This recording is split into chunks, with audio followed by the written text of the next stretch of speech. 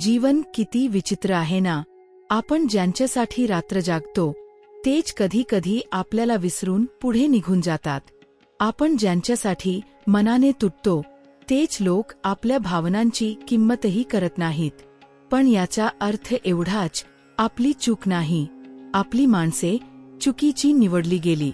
जीवनात सगळ्यात मोठी शिकवण हीच मिळते की ज्यांना जपलं ते कायमचे राहत नाहीत आणि जे आपल्याला मनापासून समजून घेतात ते आयुष्यभर सोबत राहतात. कधी कधी तुटून जाणं सुद्धा आवश्यक असतं, कारण खूप ताणलेलं मन पुन्हा नव्यानं बांधलं जातं. जीवन म्हणजे शिकणं, सोडून देणं आणि स्वतःला पुन्हा उभं करणं.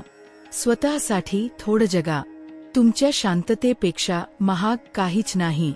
लाईक आणि सबस्क्राईब करायला विसरू नका. धन्यवाद.